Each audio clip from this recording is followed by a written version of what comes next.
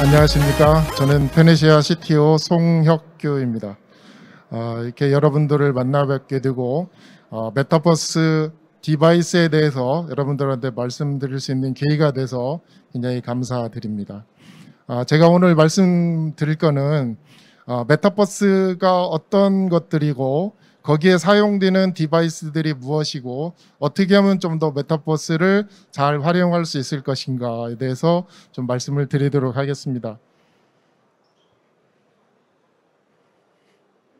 먼저 순서는 메타버스 기기의 필요성, 그 다음에 메타버스 기기의 요구 성능, 그 다음에 저희 페네시아가 제작한 GTM과 GTMnet, 그 다음에 징거라는 모델이 있고요.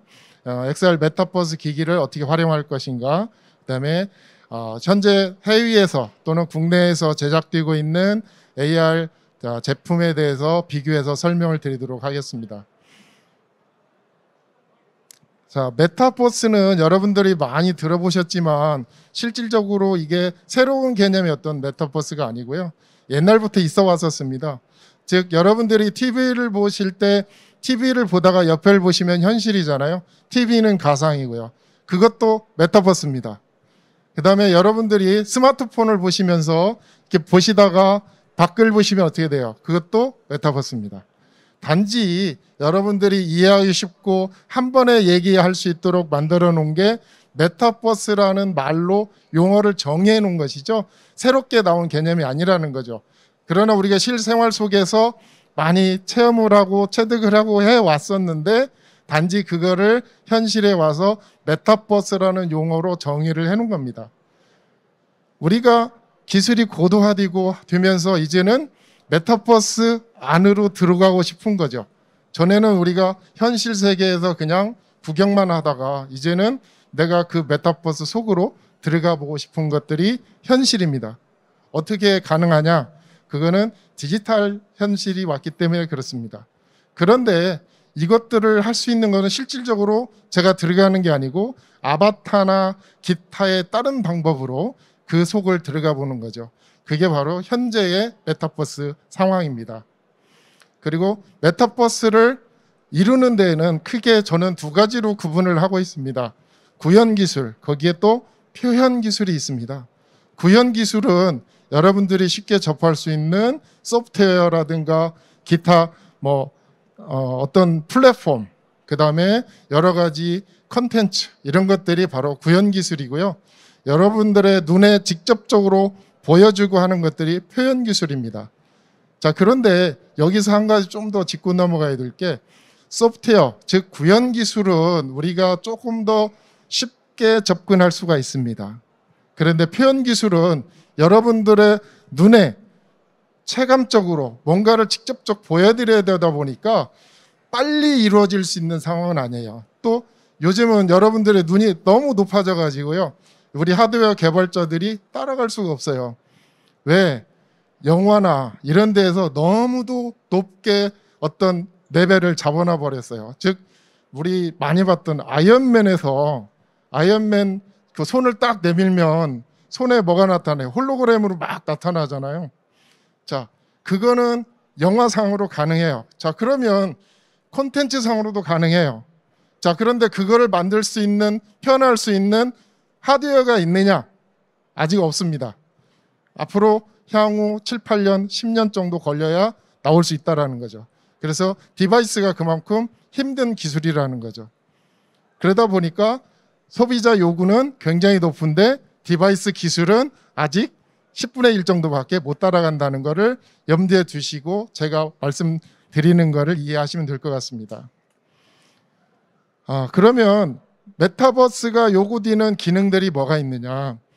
먼저 과학적으로 요구가 되는 게 있습니다. 여러분들이 요즘 많이 봤던 VR 기기들이 있습니다. 이런 기기들은 허상만 보는 겁니다. 왜? 눈앞을 가려놓고 보여주는 영상만 볼 수가 있죠. 밖을 보려면 뭔가 카메라를 연결하거나 아니면은 기타의 다른 장치가 있어야지만이 밖을 볼 수가 있다라는 거죠. 그러면 현실과 가상을 동시에 볼 수 있어야지만이 메타버스라고 금방 말씀드렸잖아요. 그러면 우리가 흔히 쓰는 이런 광학계에서는 뭐냐면 시스루 광학계예요. 영상도 보이고 박도 보이고, 그러니까 현실도 보이고 가상의 아이콘이나 가상의 영상도 보여야 된다는 거죠. 그래서 굉장히 어려운 기술이 되겠습니다. 그 다음에 요즘은 좀 기술이 발전이 돼서 실내에서 금방 말씀드린 그런 기술이 구현이 가능해요. 그런데 여러분들은 지금 실내에서만 사용하는 게 아니고 실외에서 보고 싶으신 거예요. 근데 실외에서 보고 싶은데 지금 나와 있는 대부분의 디바이스를 틀고 밖을 나가서 태양광 아래에서 보면은 영상이 안 보입니다. 단지 뭔가 있긴 있는데 흐릿하게 보이는. 그래서 희도가 굉장히 낮다라고 얘기를 하죠. 선명도가 떨어집니다. 자, 이거를 어떻게 해결할까? 자, 페네시아는 그동안 열심히 연구를 해서 그걸 해결할 수 있는 방안을 찾아서 지금 제품화를 준비하고 있습니다. 그다음에 인체 적합성. 여기 보시면 많이 나와 있는 VR 기기나 AR 디바이스들이 굉장히 무겁습니다. 최소 100g 이상. 그다음에 어떤 경우 심한 경우는 300g 이렇게 나갑니다.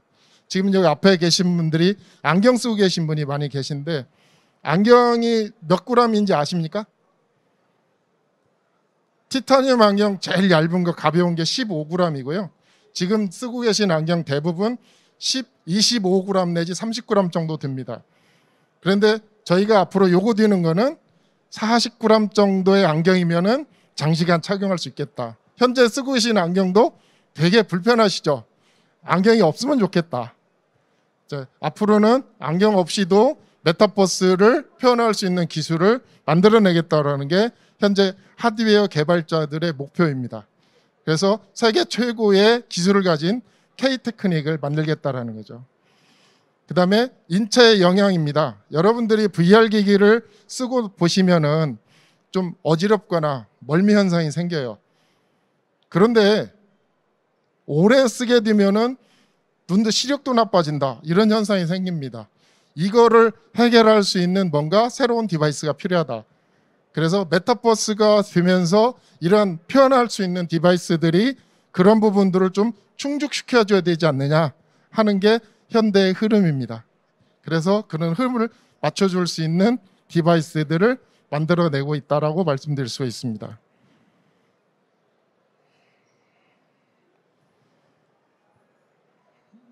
동영상 플레이. 자, 여기 보시면은 페네시아의 GTM 200이라는 제품이고요. 현재 이제 시중에 판매를 하고 있습니다.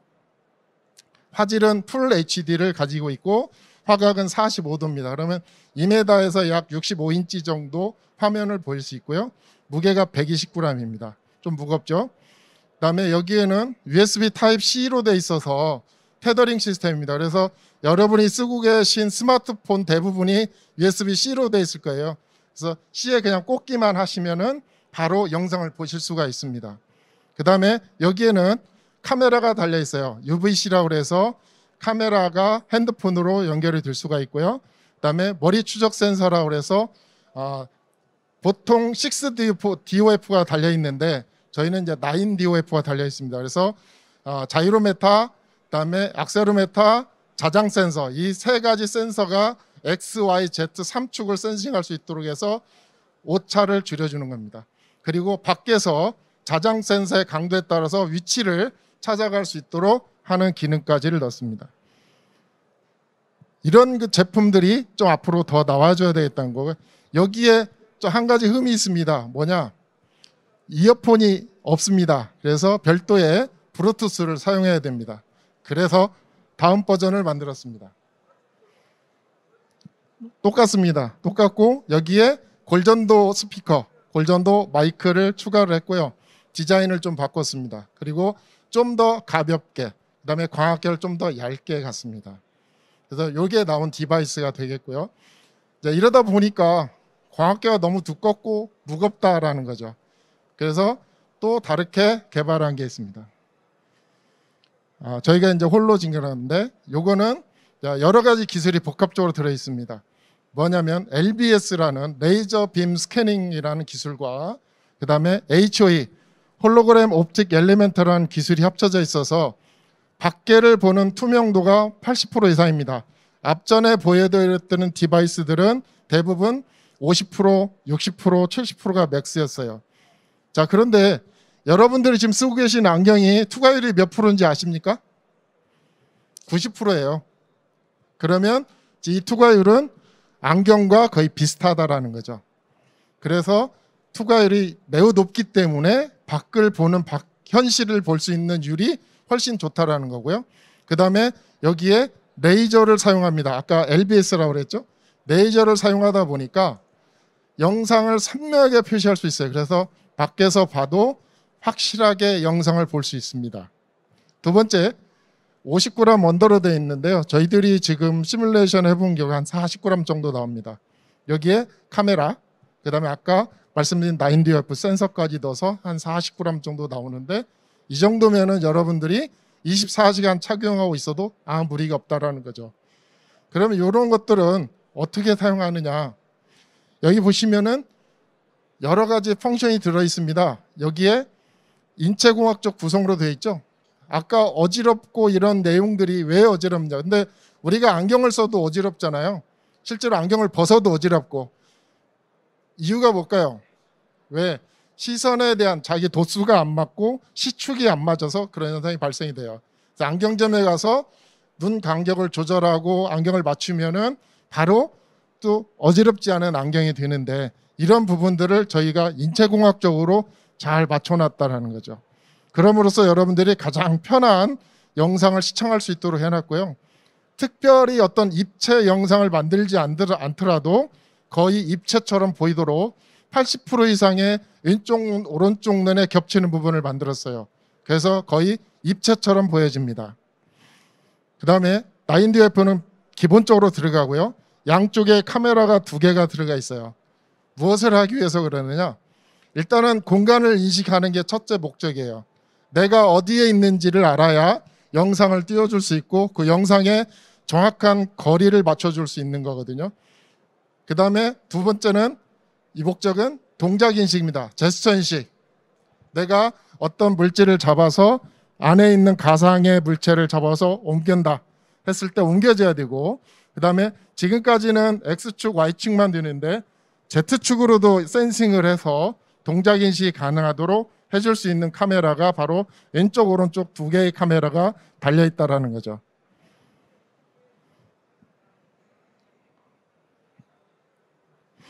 자, 그러면 이러한 메타버스에서 사용되는 가장 비근하게 어디에 활용을 할까 보시면은 산업 현장에서 저희들이 만든 GTM 넷이라는 플랫폼이 있습니다. 그래서 원격지에서 정비를 하고 원격지에서 교육을 하고 원격지에서 뭘 하든 간에 센터와 원격지 간에 원활한 통신이 이루어지고, 아까 카메라가 달려있다고 그랬죠. 카메라가 내가 뭘 하는지 분명히 볼 수가 있습니다. 그 보는 카메라를 중심으로 센터에 있는 기술자, 즉 많은 경험을 가진 최고의 기술자가 첫 경험이 없는 아주 초보 기술자한테 열심히 가르쳐 줄 수 있습니다. 즉 현장에서 즉시적으로 가르쳐 줄 수 있다는 거죠. 이게 가장 큰 장점이고요. 그 예를 한번 보겠습니다. 이거는 이제 저희가 쓰고 있는 그 기계, 생산 기계 중에 이제 PLC 부분인데, 사실 PLC가 많은 기술자가 없어요. 프로그래밍하고 수리하고 하는 기술자들이 많이 없어요. 그러다 보니까 현장에 가면 이렇게 헤맬 수밖에 없어요. 그러면 저희 안경을 쓰고 이렇게 드라이버를 돌리면은 어떤 선을 분리해라, 다시 붙여라, 원격지에서 얘기를 할 수가 있는 거죠. 그 다음에 여기 보시면 테스트하기로 뭘 찍고 있죠. 찍는 것도 마찬가지로 여기를 찍었을 때 전압이 얼마 나와야 된다, 아니면 신호가 어떻게 나와야 된다 하는 것을 알 수가 있고요. 그 다음에 측정을 하는 데이터도 넘어가서 측정값이 맞냐 틀리냐 이게 또 판단해 줄 수가 있는 거죠. 물론 같은 장소에 이루어진 건 아니고요. 멀리 떨어진 원격지에서 가능합니다. 뭐 한국에서 미국, 한국에서 제주도 다 가능합니다. 왜? 네트워크 서버를 이용하기 때문에 가능합니다. 그러면 영상만 되느냐? 영상뿐이 아니고 음성도 가능합니다. 그래서 음성도 가능하도록 서버가 양방향으로 진행이 됩니다.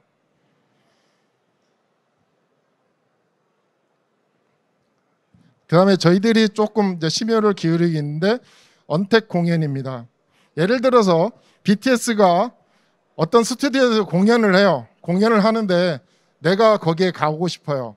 근데 온라인으로 들으라고 그래요. 그런데 원단에 들어가 보니까 어떻게 되어 있습니까? 그냥 스마트폰에 제가 보든가 아니면 컴퓨터 모니터에 볼 수밖에 없는 거죠. 그러면 제가 그 속에 들어가 있는 느낌이 들겠습니까? 안 들죠? 자, 저희 안경을 쓰고 그다음에 손목에 아까 말씀드린 9도F 센서 허리에 발목에 찹니다. 그러면 제가 공연하는 가수가 나왔을 때 환호 모습이 여기 보시는 것처럼 이렇게 나타나요. 그 다음에 머리를 추적하는 센서가 달려 있었다고 그랬죠. 그럼 뭐냐, 내가 공연을 보다가 옆 사람을 이렇게 보면 옆에 있는 사람이 환호하는 모습도 볼 수 있고요, 또 이쪽을 보면 이쪽의 모습을 볼 수가 있어요. 그렇게 되면 어떻게 돼요? 내가 마치 그 공연 현장에 와 있는 것과 똑같은 상황을 느낄 수 있다는 거죠. 그래서 제가 서두에 말씀드린 디지털 메타버스 공간으로 들어갈 수 있다라는 게 이제는 현실화돼 있다, 이렇게 말씀을 드릴 수가 있습니다. 그래서 이 부분이 굉장히 앞으로는 각광을 받지 않을까. 메타버스 공연, 그다음에 이 공연이 또 하나 뭘 할 수 있느냐, 여러분들 교육 현장에 쓸 수 있어요. 마치 내가 교실에 와 있는 것과 똑같이 집에서 학교 수업을 받을 수 있다는 거죠. 선생님이 강의를 해 스튜디오에서, 그러면 옆에 학생이 어떻게 하고 있는지, 이쪽에 내 옆에 짝꿍이 뭘 하고 있는지 알 수가 있는 거죠. 그게 바로 이 언택 시스템입니다. 거기에 필수적인 게 바로 XR 메타버스 스마트 글라스입니다. 그러면 이걸 제조하는 회사들은 앞으로 이런 표준을 삼아서 제조를 해나가고 제품을 만들어 나갈 것이고, 거기에 맞는 콘텐츠들이 지속적으로 개발될 거라는 거죠. 그 다음에 이거는 이제 저희들이 현재 시도를 하고 있는 미래병사 체계에 활용하는 부분입니다. 여러분들 다 군대 가보신 분도 있고 안 가보신 분도 있겠지만은 앞으로는 군인들이 저희 안경을 다 쓰고 전투를 합니다. 그다음에 사격할 때 우리 0점 못 잡았다고 막 혼나고 그랬죠. 벌 받고 PRI, 피가 나고 알이 배고 이가 갈린다. 그래서 PRI죠. 그런데 이제는 사격을 할 때 조준 사격을 할 수가 있습니다. 옛날에 전쟁 났을 때 총알을 엄청 쐈죠. 베트남전에서 한 명이 적을 한 명을 죽일 때 총알을 몇백 발을 쐈다고 그러죠. 그런데 지금은 총알 한 방으로 한 명을 죽일 수 있어요. 왜? 나는 숨어서 총만 내놓고 총에 달린 조준경이 상대방을 정확하게 조준을 해주면 방아쇠만 당기면 됩니다. 나는 숨어 있어요. 그럼 누가 총 쏴도 저는 안 맞아요. 그래서 적을 격퇴할 수 있다는 거죠. 그래서 미래병사 체계에 들어가는데 여기 보시는 화면처럼 적군이 어디 있는지 아군이 어디 있는지 식별할 수가 있고요. 내가 여기에 이 메타만 보이는 게 아니고 오버랩돼서 우리 내비게이션 아시죠? 내비게이션처럼 지도를 표시해 줍니다. 그럼 내가 어디 있는지 방향을 잃지 않고 잘 찾아갈 수 있다는 거죠. 그리고 밑에 보시는 것처럼 내가 총알이 몇 발 남았는지, 앞으로 몇 발을 더 쏠 수 있는지 다 확인할 수 있고요.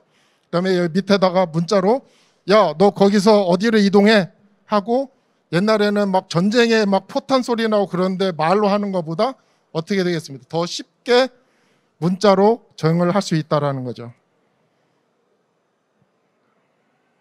그러면 전 세계에 있는 디바이스들, 즉 현재 나와 있는 AR 디바이스들을 비교해 보면 메타2, 그다음에 모베리어스, 이게 일본 제품이고요. 홀로렌즈, 그다음에 이렇게 다 있는데 저희 페네시아 제품이 비교해도 뒤떨어지지 않는다라는 겁니다. 자, 그러면 이런 내용들을 여러분들 표에서 찾아보실 수가 있고요. 그다음에 국내에도 기업들이 많이 있습니다. 여기 보시면 국내 PNC 솔루션, 그다음에 인포마크, 이렇게 다 같이 제품들을 만들고 있습니다. 프라젠, 아이젠스틱, 엘비전테크, 이렇게 해서 국내에 있는 기업들도 세계 굴지의 기업들과 못지않게 열심히 디바이스를 만들고 있습니다. 그래서 앞으로 여러분들이 메타버스에 더 가까이 갈 수 있도록 저희 디바이스 업체들이 개발하고 여러분들의 원하시는 바에 호응할 수 있도록 더욱더 열심히 노력해서 디바이스를 만들고 출시하도록 하겠습니다. 여기까지 말씀드렸습니다. 감사합니다.